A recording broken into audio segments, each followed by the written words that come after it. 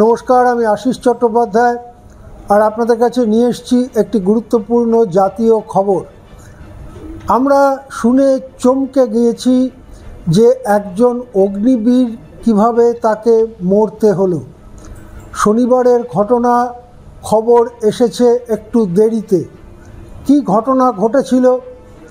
23 বছর বয়সী দীপক সিং, তিনি অগ্নিবীর হিসেবে কাজে যোগ দিয়েছিলেন বছর দুয়েক আগে।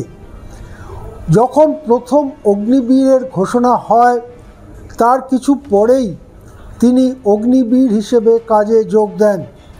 তাকে 18 নম্বর কুমায়ুন রেজিমেন্টের অংশ হিসেবে জম্মু কাশ্মীরের পুঞ্চ এলাকায় লাইন অফ কন্ট্রোল বা নিয়ন্ত্রণ রেখার কাছে তাকে মোতায়েন করা হয়েছিল।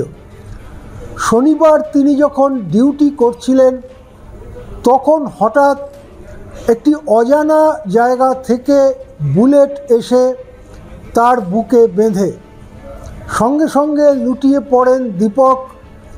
তাকে তার সঙ্গীরা হাসপাতালে নিয়ে গেলে ডাক্তারবাবুরা তাকে মৃত বলে ঘোষণা করেন।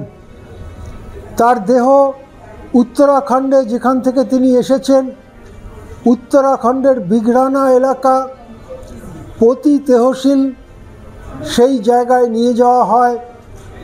দীপকের এই রকম অকাল মৃত্যুতে শোকে ভেঙে পড়ে উত্তরাখণ্ডের সেই এলাকা। বন্ধ করে দেওয়া হয় বিঘরানা বাজার এবং চারদিকেই যে প্রশ্ন ঘুরতে থাকে তা হচ্ছে, সংঘর্ষে যদি কোনো জওয়ানের মৃত্যু হয় তাহলে সেটা বোঝা যায়, কিন্তু এক্ষেত্রে না ছিল কোনো সংঘর্ষ, না ধরা পড়েছে কোনো বন্দুকবাজ। তাহলে কে কোথা থেকে কিভাবে গুলি করলো দীপক সিংহকে? ওখানে কি তাহলে জঙ্গিরা লুকিয়ে রয়েছে যার অস্তিত্ব সম্পর্কে কিছুই জানে না ভারতের নিরাপত্তা বাহিনী? নাকি জঙ্গি নয় অন্য কেউ? নাকি এলাকার বাসিন্দাদের সঙ্গে কোনো দ্বন্দ্ব হয়েছিল দীপকের? সম্পূর্ণ অজানা। কিন্তু যে ভয়ঙ্কর ঘটনা ঘটেছে, যে একজন নিরাপত্তা কর্মী স্বভাবতই যখন কোনো লড়াই হচ্ছে না, যখন কোনো দ্বন্দ্ব হচ্ছে না, তখন নিরাপত্তা কর্মীরা মোতায়েন থাকলেও তারা একেবারে 100% অ্যালার্ট হয়ে তো থাকেন না। তারা নিজেদের মধ্যে হয়তো একটু গল্পগুজব করেন, তারা হয়তো একটু চা খান বা অন্য কিছু করেন, মোবাইল দেখেন।